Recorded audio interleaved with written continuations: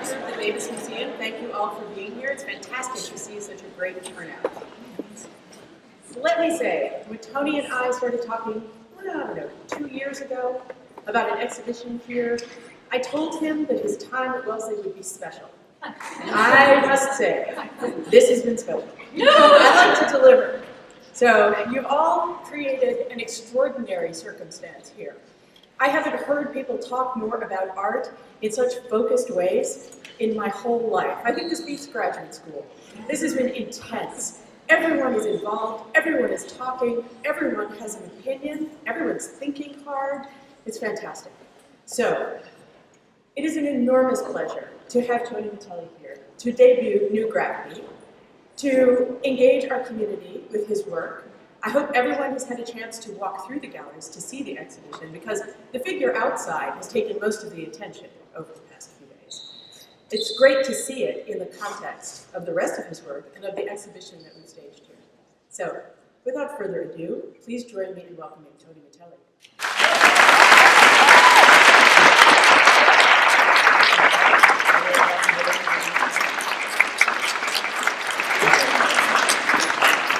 I know everything's gotten really hot lately over this, and I made my lecture, I didn't create a special lecture for you, sorry, because there was no possible way to imagine these circumstances.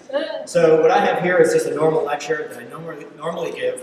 I'm going to try and be as fast as I can with it, and I'm going to skip over a bunch of stuff, so that if you guys want to ask questions, you two in the cheap seats up there, if you want to ask a bunch of questions, we can get to all that stuff at the end. So just keep in mind I'm skipping over a bunch of stuff, and I'm going to be fast. If you have questions, just shout them out when we go, and let's make this quick.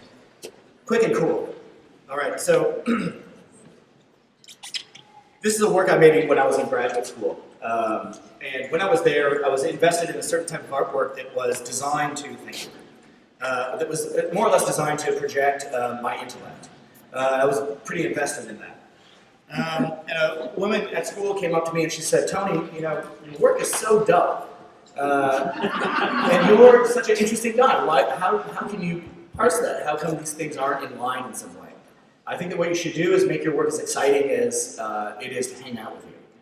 Which, of course, I was flattered by, and it got me thinking about the type of art I wanted to make and how I regarded myself as an artist.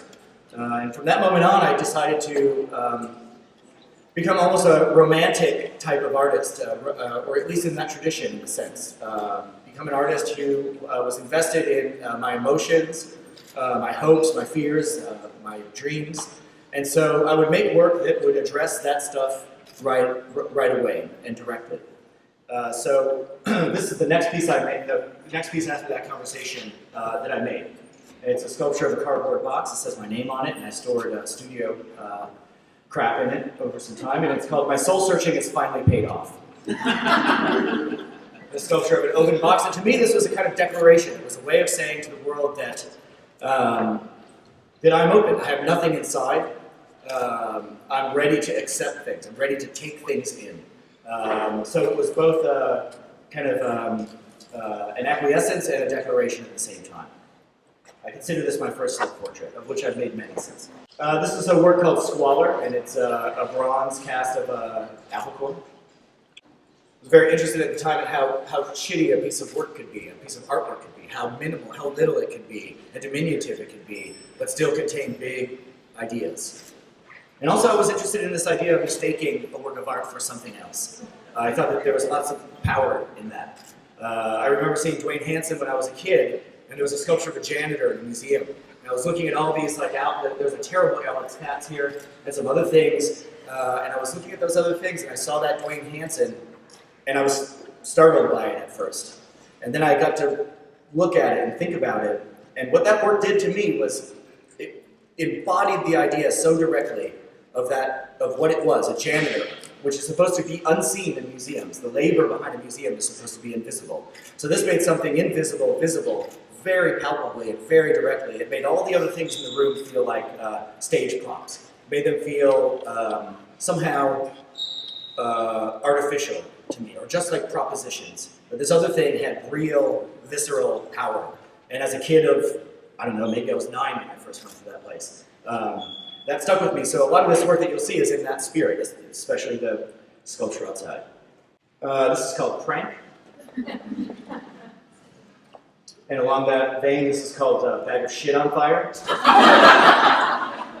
And this is a sculpture, obviously, you know the prank. But I was really interested in that idea of pranks being kind of acceptable social antagonism, you know, and it really, to me, represented kind of some real fissures in our social fabric that I thought was interesting. Also, I like the idea that it's something fragile that you immediately get the impulse to step on this thing, which would be disastrous, obviously. This is my first show I did in New York. I'm going really fast again, so there's a reason for that. These works are called Fuck the Rich. And in the back here is called, this is called Fuck the Rich Deluxe. And then to the left, which has some importance for today, is a sculpture called Lost and Sick, which depicts 3 Boy Scouts who are vomiting on this little piece of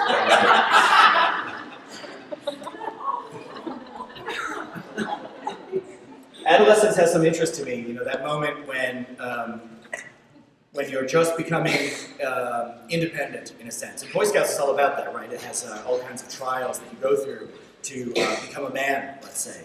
And I like the idea of these 3 boys, right at that moment where they're being tested into manhood, into masculinity, them failing at that. Also, there's those kinds of like indoctrination with the Boy Scouts. You know, it's political, it's moral, it has lots of politics around it, and there's lots of stuff around that. You know, and I like the idea of saying no to all of that. You know, so vomiting is the ultimate form of rejection in a way. It's a physical rejection, but it's also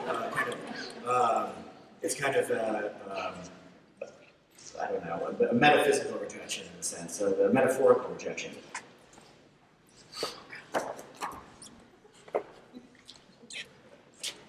And there's that again. Fuck the Rich Deluxe.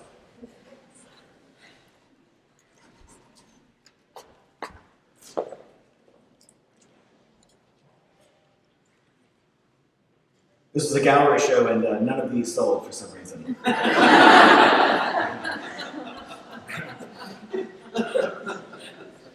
I thought it was a way for the collectors to absolve themselves of their rich guilt, but my dealer at the time said, "Tony, they don't feel guilt."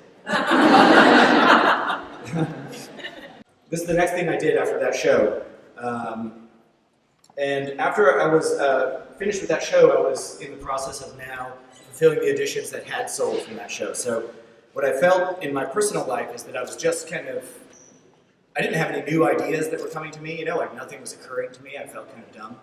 And I was involved in the production of this work that I had already made.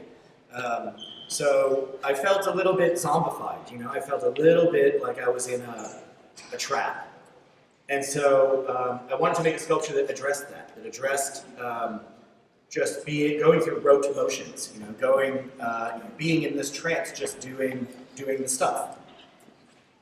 So I came up with a sculpture called Sleepwalker. Originally, I thought that he would be like a Neanderthal or something. I imagined him in that way because I wanted to speak to this something inside of all of us that is comfortable in this position of just going through the motions, just being asleep at the wheel, which I thought was innate in us, you know. And so I wanted to somehow speak to that. So I tried to make a Neanderthal thing. It didn't look right.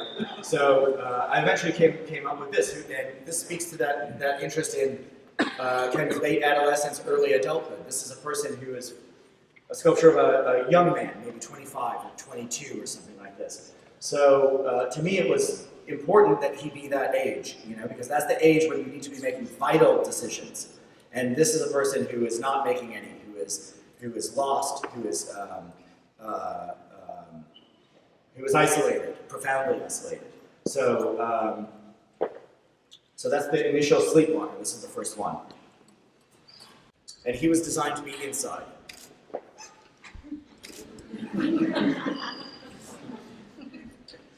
It has a strange effect in a museum because it then reflects upon all the other artwork on the wall in a sense, you know.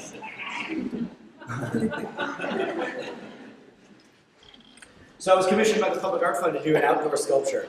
And so much of outdoor sculpture is super macho, hyper corporate. In a modern language, it's a big red thing or a big blue thing or a shiny thing. And they function as kind of corporate hood ornamentation in a sense. So I never liked that work, and I don't know anyone really who does. But they exist everywhere. And so that's your initial idea of an outdoor work of art. So I wanted to make something that felt vulnerable and felt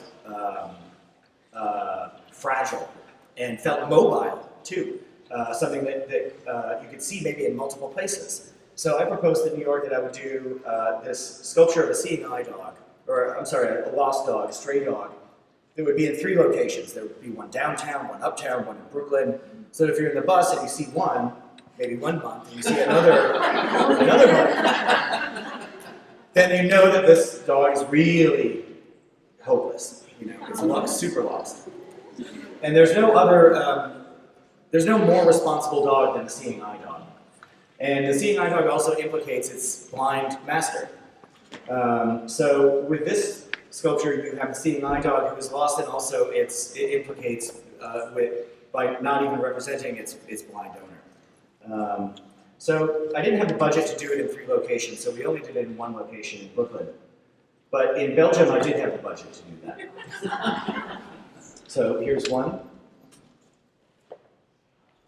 and the other, third, and the kids.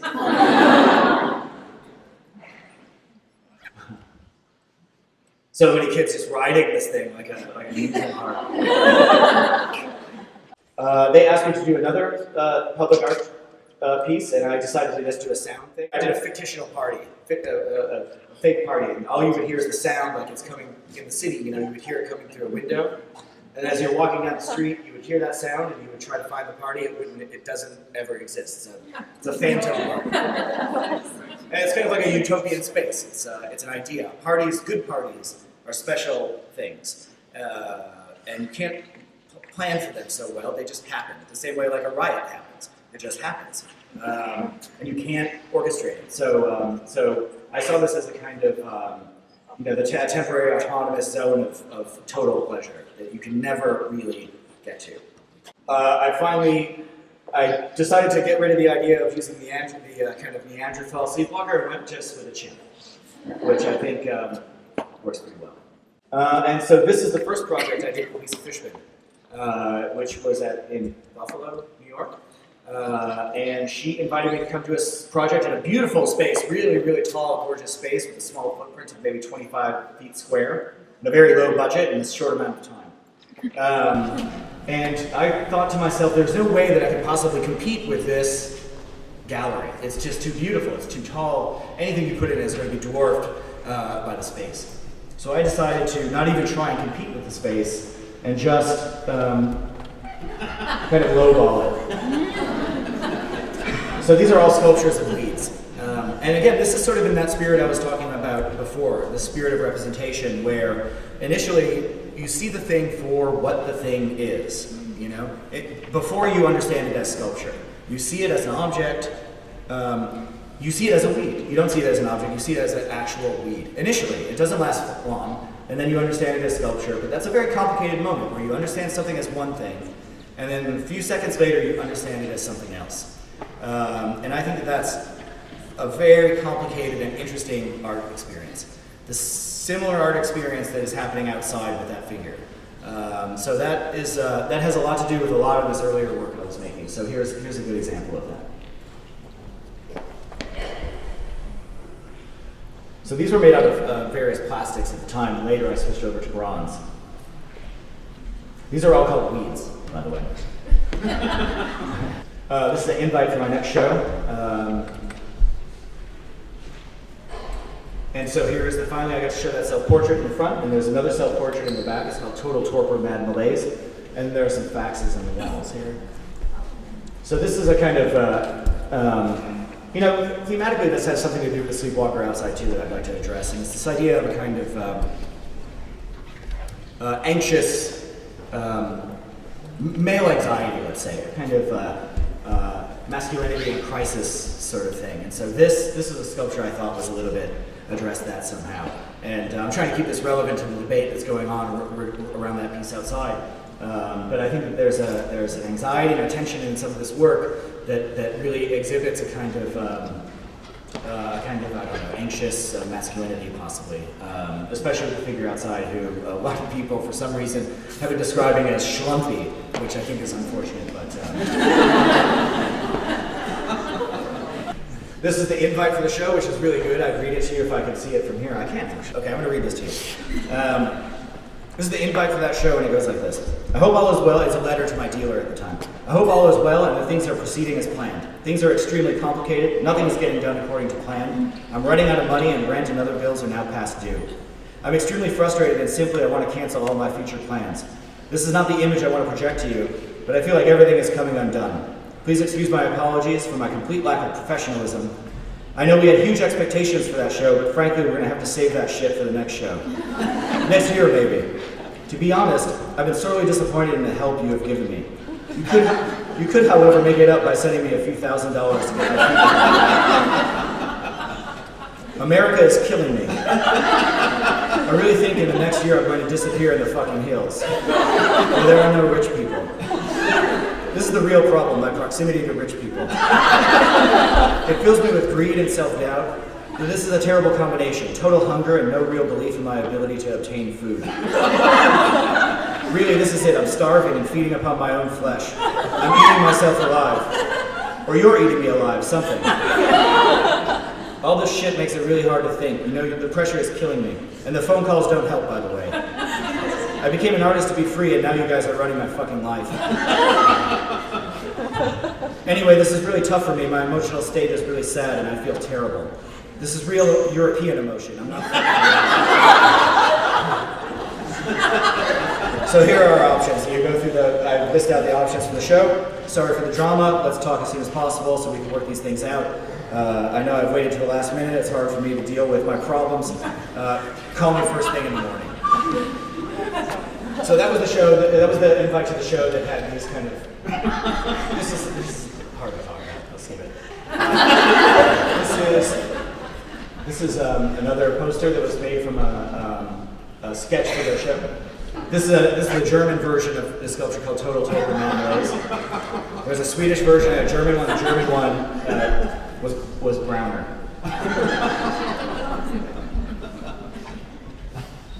And that's a self-portrait in a sense. I cast my own body and my own face is in there. And here is. This is kind of the primate version of Lost and Sick. I kind of like to do a human version of something and a primate version of it as well.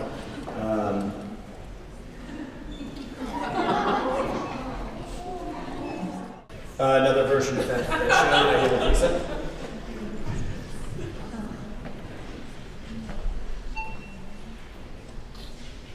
That's a sculpture called Flux. I was sitting at home, and my girlfriend at the time said, "How was your day?" And I drew this image. Because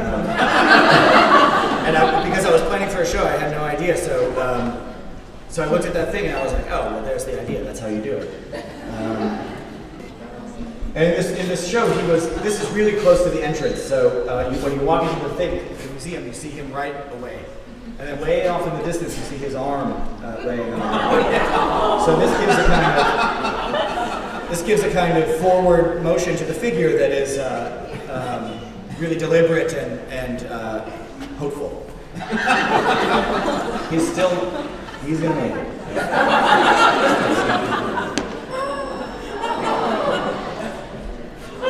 That's a different version of the machete.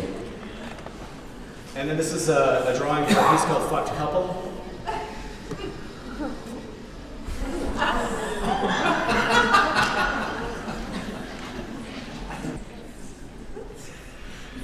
I think it's useful sometimes when you're representing something that you want to have an impact, representing something forcefully. It often helps to represent its exact opposite. So for me, I was trying to make a work that spoke, in a sense, to a kind of romantic love and a kind of perseverance. So a good way for me in my head at the time was to represent its opposite force, which was a kind of hyper-violence. And almost kind of Looney Tunes, Warner Brothers style violence. So that's how this piece came about. And that's a tattoo on his arm that says "True Love Forever." And those interior arms, the arms that are holding hands, there's no trauma to those arms. They're completely intact. There's no objects in it and nothing like this. So they represent a kind of purity of heart. Poster for my next show that has a sculpture in the back called "Old Enemy, New Victim," and on the left side it's called "Fuck It, Free Yourself." On the right side it's called "On the Ropes," and in the front it's called "The Fucking Mess." That's a bad picture. Let's see. I don't know if I have good pictures of this. Anyway, it's a yeah, there we go. So it's a sculpture of $100 bills on fire. And so this is rendered in porcelain, and the flame is real, so this is a kind of eternal flame that is continually burning. We wanted to bring it here, but for certain reasons we couldn't show it here. So I wanted to have this kind of eternal flame to waste, or eternal flame to a kind of frivolity, let's say.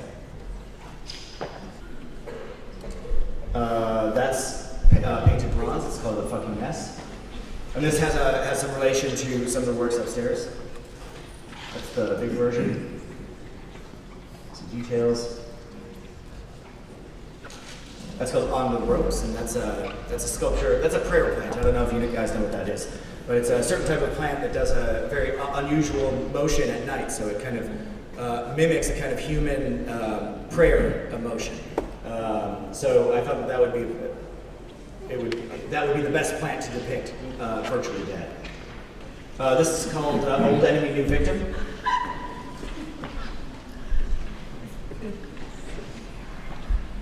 And this is rendered in a similar way to Josh upstairs on the top floor. It's made of the same material and same techniques to make this sort of thing. Yeah? What was your inspiration behind this piece? This piece particularly was, I was thinking a lot about money at the time when I was making this show, and being frustrated by needing to acquire it, and frustrated by not having it. So I wanted to make something that you could relate to on both sides of the coin in a way. Like some people relate to the emaciated, violent, attacking, and now successful figures in this piece, and some people relate to the super fat, gorged figure in ways. And I think it's a nice work because you relate to it in different moments of your life. You relate to each different character, maybe. So when I made this piece, I was relating to the attacking chimps, and now in my life, I sometimes relate to the fat, grotesque chimp in a lot of ways. And you know, it's psychological largely, but it just depends on your stage in life, in a sense, relating to this work. I was being evicted from my apartment at the time, and so I was thinking a lot about, I don't like to share too much of that stuff, but I was thinking a lot about my landlord.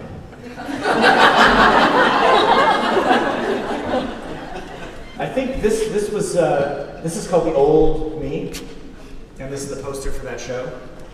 And this is an 8x10 photograph I had taken by a professional portrait photographer in New York. And so here, these are also portraits in this particular show. So this is called Veg Head. And so on the left, it's a portrait of me sculpted out of vegetables, what looks like vegetables. And on the right is its rotted version. So and in the rot, there is some rebirth going on. So the rotting tubers are starting to sprout, and all of that. So I see this as a kind of very Christian narrative here, a very romantic narrative, as a story of a kind of rebirth and a kind of shedding of vanity, in a sense. So this is the first piece in that show, Veg Head.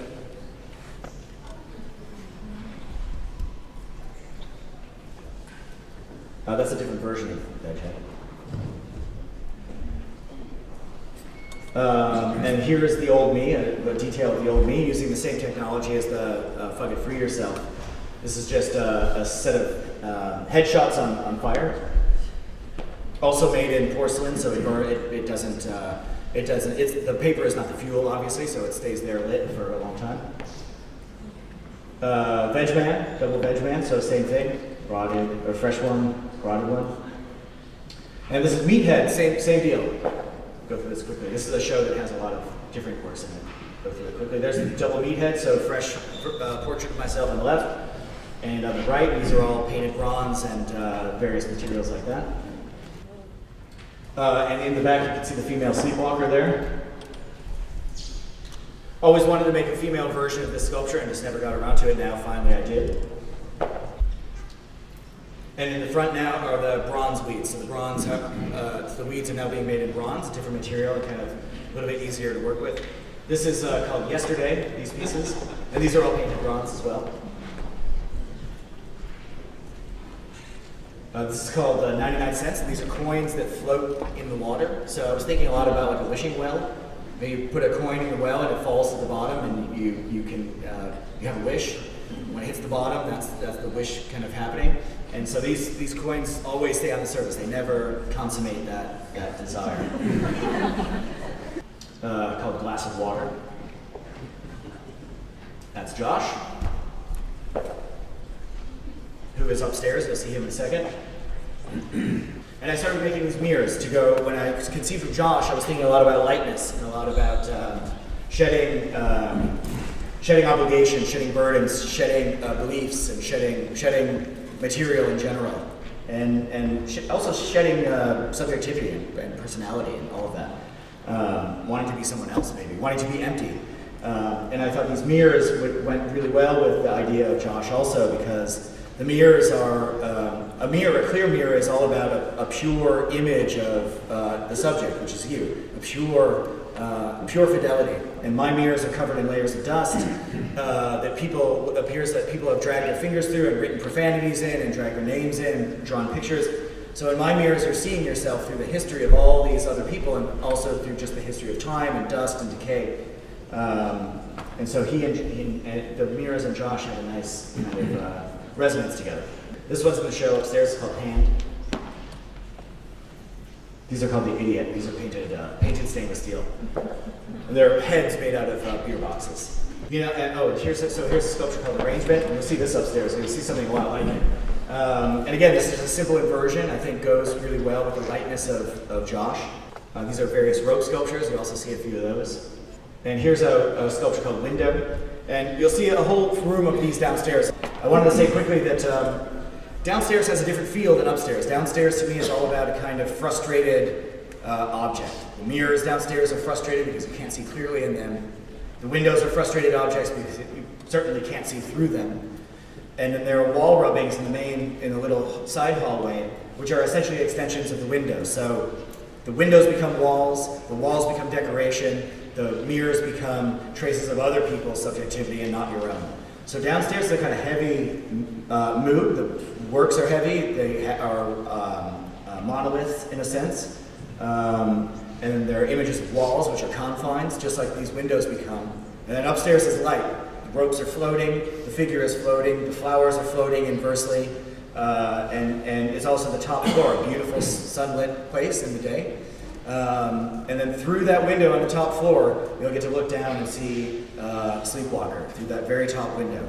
And so that brings him back into that exhibition upstairs, and then all of that is, I think, quite complete. So there are kind of two bodies of work in this show, these and then the mirrors and Josh and the ropes.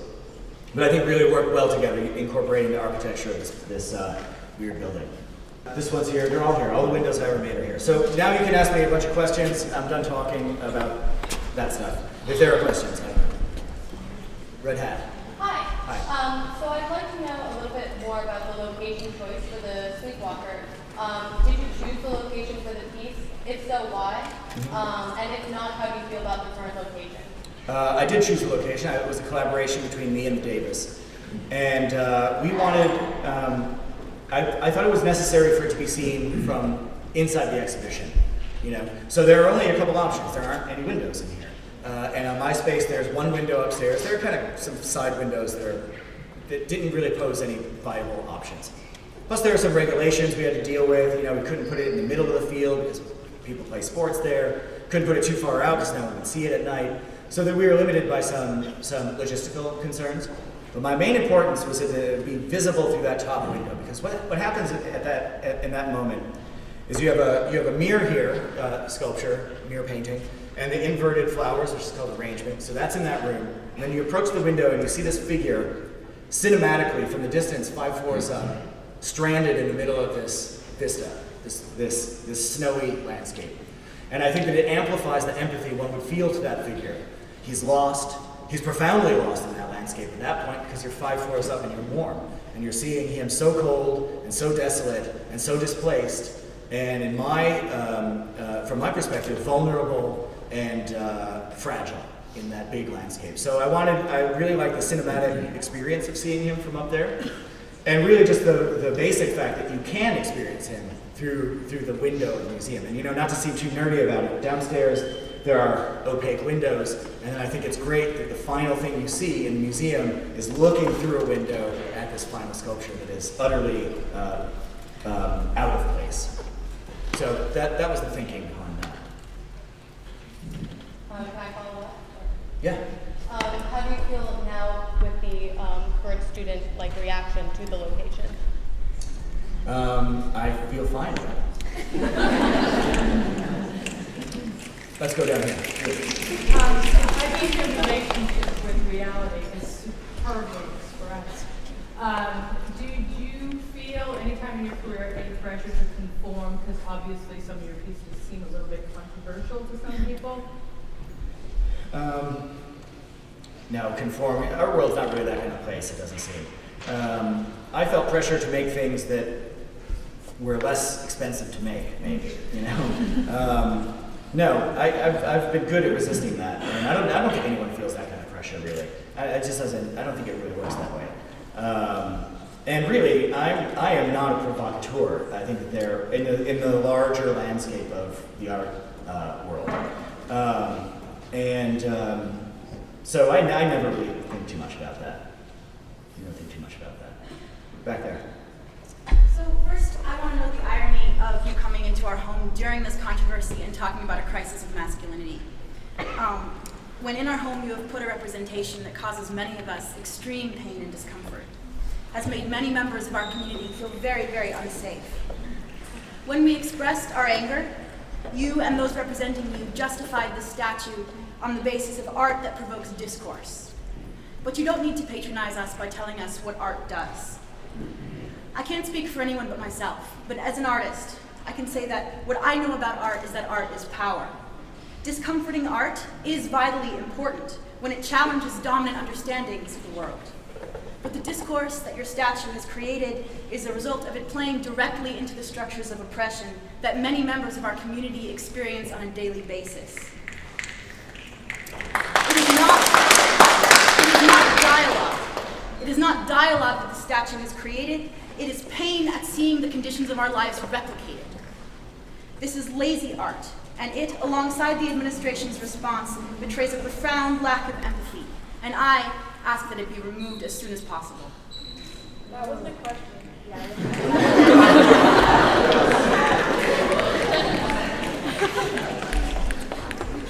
Other questions? Up there. What's your response to just the media's response to the Sleepwalker? I think it has been strange. I think it's been perplexing in many regards. I think the small student reaction, or some student reactions to this, have been surprising, and I think then, as a consequence, the media attention has been just completely surprising, and has gotten to a point that I don't think anyone could have predicted, and I think in some ways it's good and in a lot of ways it's bad, because I think largely it's missing the point. I don't know, it's very easy for things to get out of hand and super silly. I haven't read a lot of the stuff because I just don't care too much about that. I haven't read, particularly what I mean is I don't care about the comments and all the weirdo kind of lower level internet stuff that goes on in comment sections. So I haven't read any of that stuff. But you know, the narrative has gotten weird, and I think it's been profoundly surprising. Thank you. Whoa, all the way at the top. Hi. Hi. So I know that over the past couple days there's been a lot of dialogue about the Scratch on campus, but I was wondering how you envisioned students and other people that come to our campus to see the Sleepwalker interacting with it. Because as someone who's, posed and taken some pretty comical selfies with it, I was wondering, is that what you were expecting?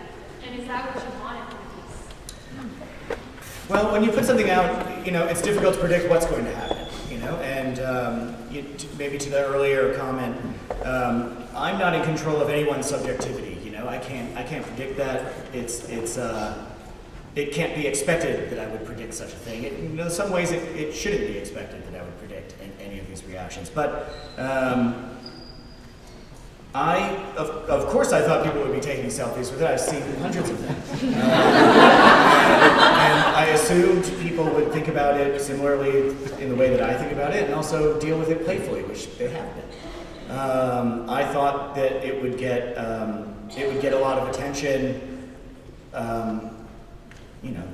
I thought it would get a lot of attention, but I was surprised by the type of attention it got. But I think all of the playful stuff has been really cool. I think all of the other reaction to this work has been interesting. And I just have to say, I haven't talked this much about a work of art in a really long time. The way Lisa was kind of articulating this earlier. So I think that's good. And in many ways, this isn't an art conversation anymore. It's a conversation that I'm not proficient in, but I'm happy to take part in. So there you go. I saw a snowman built next to it or something like this. I saw someone twerking on it. So I think that there's going to be a lot of affection towards this thing. Right here in the middle. Just from an artistic point of view, I was wondering why maybe, the choice of not having internet as something, or the younger 20-something-year-old, and also the female issue. I just wanted to know, what the thinking behind having that particular. Well, primarily because I had already done a young man, and I thought it would be interesting as I age to do a man who is aged from that previous sculpture, who's aged from that previous sculpture, and I like the way an older man's body looks. Physically, it's more interesting looking in a lot of ways. And also, there's a technical issue which is boring, but I'll tell you. It's about hair. It's difficult to sculpt hair, and it's very difficult to sculpt realistic looking hair. So that's why it couldn't be a woman. And that's also why it needed to be an older man, because he needed to be bald. But I mean, that's just a technical thing, and it's neither here nor there. Even if I was able to sculpt a woman's hair, it wouldn't be a woman. But that's the reason. Yeah. Did you grow up surrounded by art, or No, was there something no. that influenced you maybe to become an artist? Just books, looking at books. So many books, just leafing through books and knowing immediately I wanted to do that. Just escaping into it since when I was 15, just only doing that. Not hanging out with friends, in my garage painting all the time. Poring over everything I could get my hands on. This is pre-internet, so you don't have that many distractions in a sense. So you can just sit there with a book and be completely consumed in it. Picture books, not other books. Yeah. I mean, totally not surrounded by art, not from an art family, not from an educated family in any way. But knew right away that this is something I wanted to do. Fluorescent. I was just wondering, this doesn't have anything to do with the Sleepwalker, but you passed over an earlier exhibit called Fuck the Rich, and I was wondering why you called it Fuck the Rich, and what was the thought behind it? Oh yeah, those are sculptures of houseplants. So I had a lot of class anxiety, let's say, as growing up, And the more I knew, the more I got anxious about that kind of stuff. And the more I had some resentment in me, about that. And now that I was entering the art world, where you're surrounded by that, it was a source of some tension for me. So I wanted to, but I also knew that was fake tension. I also knew that this is a motivation in me, this is something in me that isn't viable in any way. But I still believed in that sentiment somehow, So I wanted to somehow make an object that was once wild, but has now been domesticated. Sort of like that sentiment of fuck the rich, that it was maybe sometime during Revolution, the French Revolution meant something. But to me now, it doesn't really mean that much. I just think about it in my head sometimes.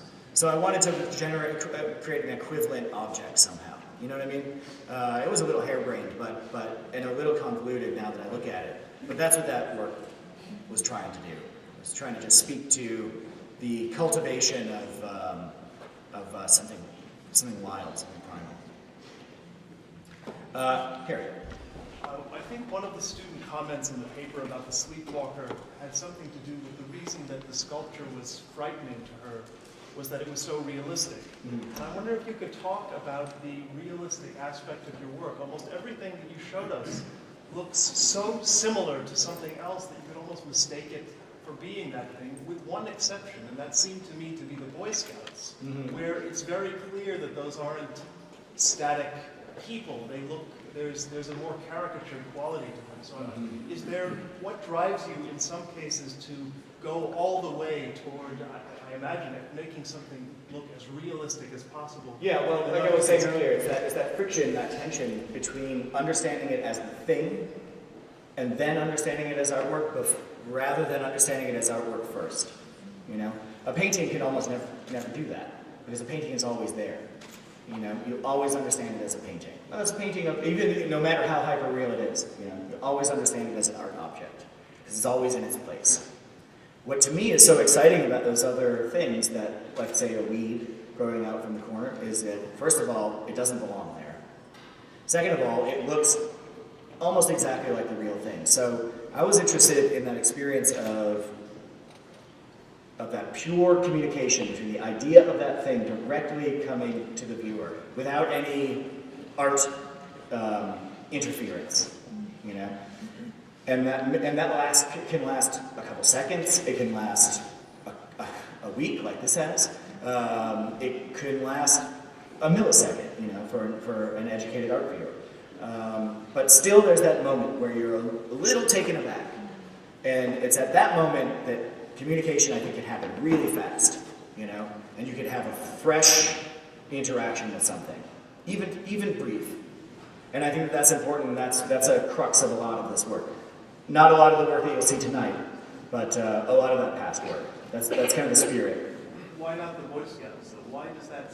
Because that was very early. I was interested in a kind of mediated representation of those figures. I was thinking a lot about how we understand ideas, and largely we understand ideas through images. So I wanted it to just have a kind of Disney feel to it, And also, I was young; I wasn't that good at what I was doing, so it was like within my means, Let's go all the way back. I don't know, someone back there. Okay, I'll come up here too. I'm sorry for not seeing you. You chose just a chimpanzee around the monkeys. Why not a gorilla or something else? I don't know, gibbons.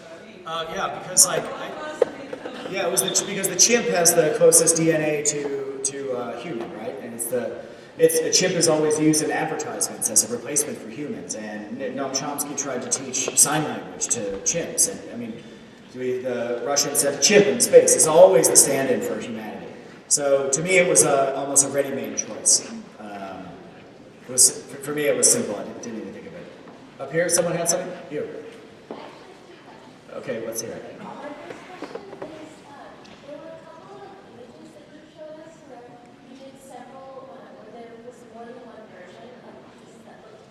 Yeah. If you had done multiple versions of a similar piece because of how you felt at the time you were making it, or if it was different because of a different place where you were showing it. Okay, it's a good question. I do it differently slightly because I just get so bored doing it exactly the same way, and sometimes it's hard to do it exactly the same way. So for me, it was a great opportunity to do two versions of that thing. We're popping it out of the same mold, essentially, you know? So it was just the paint job that varied, and to me, it was just to keep myself engaged in the work. And I'm assuming the next Sleepwalker I do, you know, this will be an edition of 3 also. I'm guessing maybe he'll wear gray underpants or something like that, just to have some variation. And I know that's not very interesting for me. You know, not a huge thing, but it's something, you know, when you're making it. You had a second one? Let's hear it.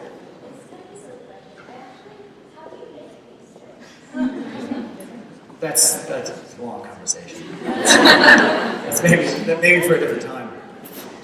It's a lot of work though. Up there. As the scale and scope of your projects increase, I would imagine the labor increases. And can you just speak of how you operate with labor or assistance with your projects? Yeah, I have a staff, and I have a studio manager and some specialists who do really special work for me, who come in and out.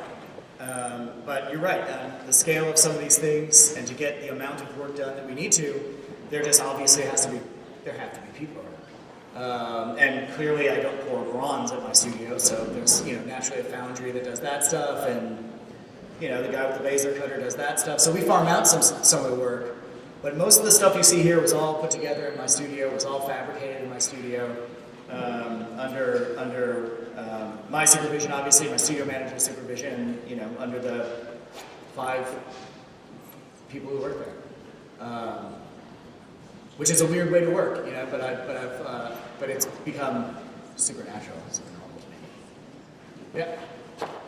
So I heard that the campus police has been paying extra attention on the sleepwalker outside, and they, so like I heard that if you dress the man or like, you get fined, and any small man built beside it will be destroyed. Was it your intention to protect that sculpture from the interacting with students, or what's your opinion on this? Well, I don't know anything about it, but I think that property should be protected. But I don't care about a snowman. Hey, honey, I think Yep. we should take one more question. Yeah. And everybody should go downstairs and have reception prepared. Everyone can talk to Tony. You can go upstairs and see the exhibition on the 5th floor, go down to the lower level. Yep. So, you know, get the top of the Let's do it. Your hands up. Sure. Are you rich?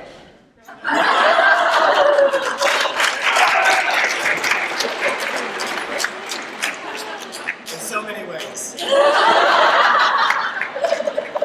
Thank you.